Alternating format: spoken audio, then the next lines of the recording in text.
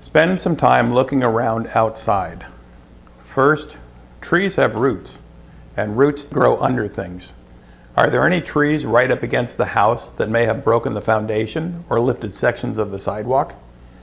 Are there any trees out in the yard that may be growing on top of the main septic line running out to the street? There's the same concern for the incoming water line. Where is the water valve at the street? Where does the pipe come up at the house? Are there any trees along that path? Second, check the foundation. Are there any large cracks? And if so, are the sections of the foundation still in line with each other? If not, there could be serious problems. Now here's something that's important with houses built on a concrete slab. You want the groundwater to run away from, not into, the structure. So the level of the dirt outside should be a few inches below the level of the floor inside. Go to a window, measure down to the ground outside, and down to the floor inside to make sure. 4. If the house has a crawl space, walk around the house and check the vents for torn or missing wire mesh. It's there to keep out little four-legged pests. 5. Check the driveway. Is it concrete, asphalt, dirt?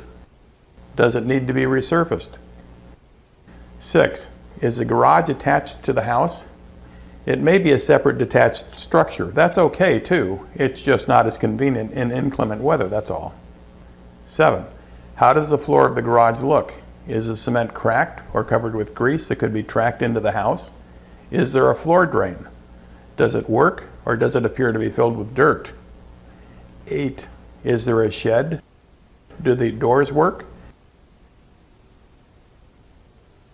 How does the roof look from the outside? Go inside and shut the door. Do you see light coming through the roof or the walls? 9. Does the house have a porch or deck? Is it securely fastened to the house? Does it feel solid or are the floorboards spongy? Check the points at which it sits on the ground for rot. The posts should be made from pressure-treated lumber or lumber treated with a preservative of some sort. Is the porch or balcony on the second story? Check the floor for cracks or loose materials, especially if the area below is a finished living space. In particular, check the ceiling of that living space for any signs of leaks. Make sure the area drains in the balcony floor are clear and unobstructed. Find out where the drain lines exit the building. Pour water into the area drains to make sure they work. 10. What is the exterior surface of the house? Stucco, brick, siding, horizontal or vertical? What kind of siding? Aluminum, vinyl, wood? Stucco.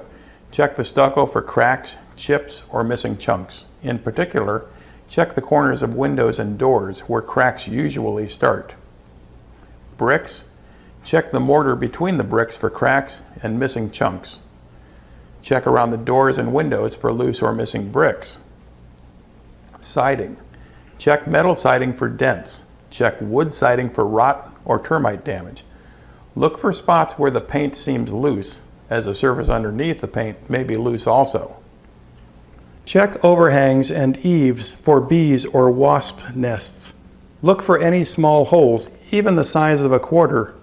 Mice can fit through holes that small. 11. Let's talk about chimneys. The chimney should be vertical, so look at the chimney carefully from different directions. Does it appear to lean in one direction or another? The vent cap.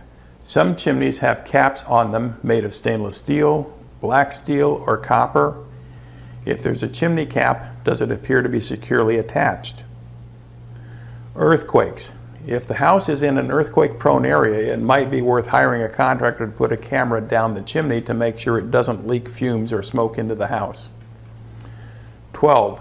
Check the trim and fascia boards for spots of dry rot. 13.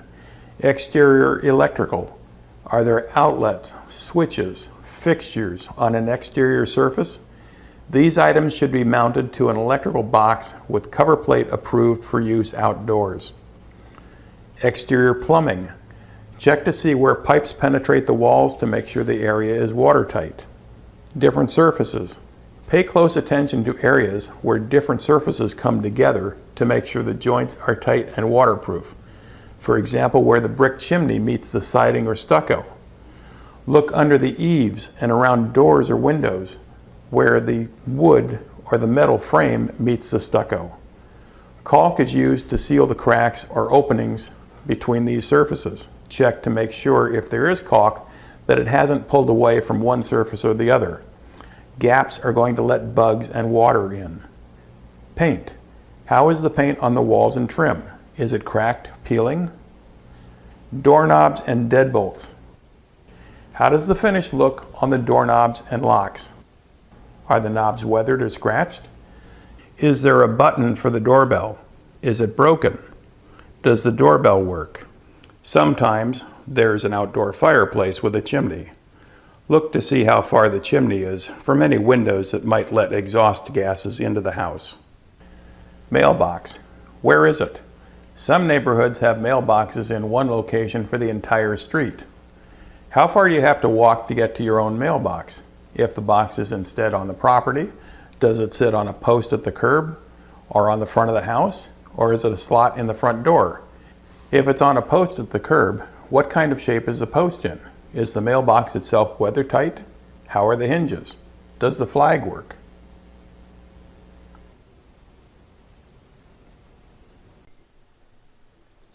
I've got a lot more great stuff for you at houseiq.information. If you like what you've seen so far, do me a favor and tap the subscribe button so you don't miss future videos. And click the link to watch some more great stuff right now.